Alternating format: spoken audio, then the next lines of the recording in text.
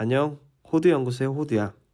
3월 9일 대선을 앞두고 각 당의 후보들이 이번 대선의 주요 의제로 꼽히는 부동산 정책을 쏟아내고 있어. 우리에게 정말 중요한 부동산 정책, 제대로 알고 투표해야겠지? 그래서 내가 복잡한 정책들을 쉽고 빠르게 이해할 수 있게 정리해서 영상을 만들었어. 물론 시간에 한계가 있어 모든 정책을 다루지는 못했어. 하지만 이 영상을 보면 적어도 80% 이상은 이해할 수 있을 거야. 자, 그럼 시작해볼까? 대선 후보 부동산 정책 마지막 영상은 더불어민주당 이재명 후보 편이야. 영상은 경제, 철학, 현 정부 정책에 대한 평가, 정책 목표, 공급, 전월세, 임대 공약, 세금, 대출, 기타, 비판으로 구성했어. 이재명 후보는 소년공 출신으로 민주당 내부에서도 비교적 진보적인 정치인이었어.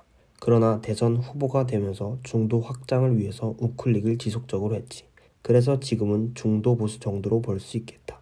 이재명 후보의 경제 철학은 억강부약이라는 키워드로 요약할 수 있어. 이재명 후보가 자주 하는 말 중에 하나인 억강부약은 말 그대로 강자는 억누르고 약자는 떠받친다는 의미야. 부동산 정책에서도 억강부약이라는 그의 철학이 잘 드러나 있어. 강자를 누르기 위한 국토보유세로 재원을 마련하여 기본소득의 형태로 국민에게 지급하고 무주택자를 위한 30년 장기 임대주택을 100만 호 건설하겠다고 해. 월 60만 원의 역세권 지역에서 33평의 아파트에 거주할 수 있게 해준다는 내용도 부약에 포함되지.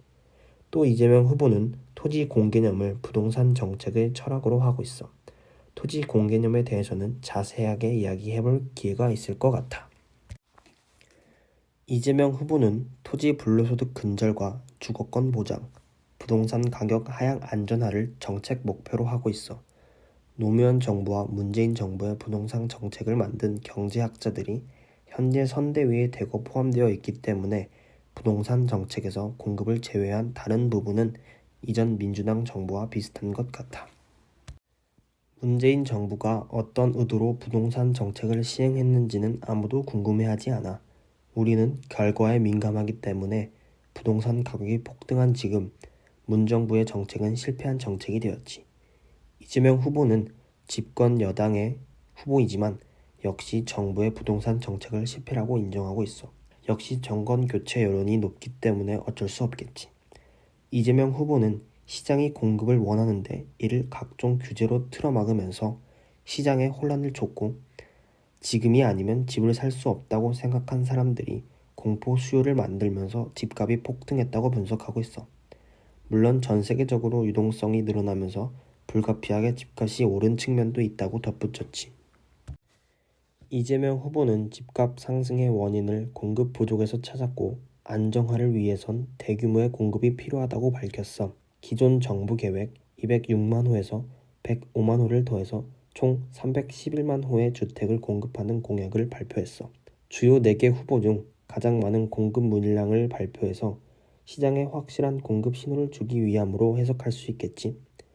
또 311만 호 중 이재명 후보의 트레이드 마크인 기본 시리즈 중 기본주택을 140만 호 이상 짓는다고 해. 기본주택은 무주택자라면 누구나 좋은 입지에서 원가 수준의 임대료로 30년 이상 장기 거주할 수 있도록 하는 주택 정책이야. 윤석열 후보의 청년 원가주택은 청년만을 대상으로 하는데 기본주택은 무주택자라면 누구나 입주 가능하다는 게 차이점이야. 그리고 이 후보가 도지사로 있으면서 경기도에 기본주택을 지었는데 나름 호평받았어. 때문에 주택 전문가들도 비교적 실현 가능성이 높다고 하네. 또한 신규 공급하는 주택들은 기존 4인 가구의 획일화된 조건이 아니라 사회적 다양성을 고려해서 맞춤형으로 공급하겠다고 발표했어. 협동조합형 사회주택과 공유주택, 그리고 적절한 수요의 임대료로 원하는 만큼 거주할 수 있는 장기 임대주택을 지어서 청년이나 서민을 대상으로 공공이 만드는 새로운 임대주택을 공급하겠다는 입장이야. 여러 논란이 있는 임대차 3법은 현재 시장이 적응하는 과정인 만큼 좀 더 지켜봐야 한다고 밝혔어. 기본적으로 이 후보는 보유세를 강화하고 거래세는 낮추겠다는 입장이야. 다만 지금은 양도세와 종도세가 동시에 오르면서 다주택자들이 집을 처분할 기회를 잃어버렸기 때문에 당장 시장에 물량을 공급하기 위해서라도 한시적으로 양도세 중과를 면제 또는 완화하겠다고 밝혔어.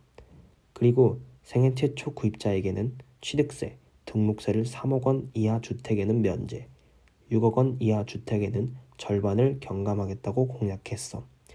여기까지는 윤석열 후보와 크게 달라 보이지 않네. 이재명 후보 하면 가장 먼저 떠오르는 세금이 바로 국토보유세야.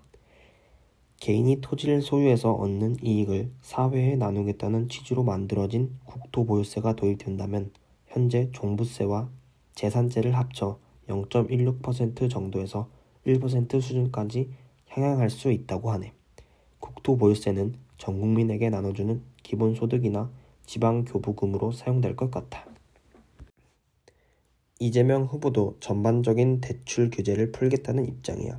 현재 대출 규제를 일률적으로 해서 부당함이 많은 만큼 펜셋 규제를 해야 한다고 주장하고 있다. 이 후보는 가격, 면적, 지역에 따라 차등을 두지만 생애 첫 주택 구입자, 장기 무주택자, 청년을 대상으로 LTV를 최대 90%까지 향상하겠다고 발표했어. 소멸 위기의 농어촌을 구하기 위해서 농어촌을 에너지 산업의 거점으로 만들겠다고 공약했어. 구체적으로 마을 공동체가 태양광이나 풍력 발전소를 직접 운영하면서 생산된 에너지를 도시에 판매하고 수익을 햇빛연금, 바람연금으로 지급하겠다고 하네. 도시와 농어촌이 서로 상생할 수 있게 하는 공약이야. 첫 번째로 공급 과잉에 대한 우려야. 인구가 줄고 있는 지금 과연 311만 호나 되는 주택들이 필요할까?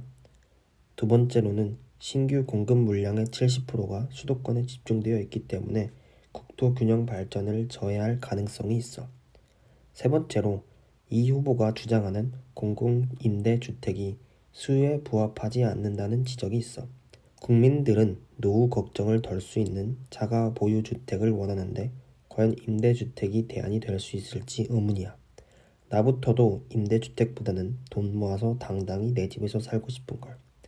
마지막으로 부동산 버블을 부를 수도 있다는 우려가 있어. 성난 부동산 민심을 잠재우기 위해서 대규모 공급과 규제 완화를 공약했는데 그게 오히려 부메랑으로 돌아올 수도 있다는 거지. 이렇게 대선 후보 부동산 정책을 알아보는 마지막 시간으로 더불어민주당 이재명 후보의 공약을 알아봤어. 나는 사실 부동산에 관심은 있지만 전문가가 아니어서 전문적인 내용은 다루지 못했어. 이 부분이 참 아쉬워. 어쨌든 조금이라도 도움이 됐으면 좋겠고 영상 봐줘서 고마워. 앞으로 할 프로젝트 많이 기대해줘. 구독과 좋아요 그리고 알람 설정까지 꼭 잊지 마.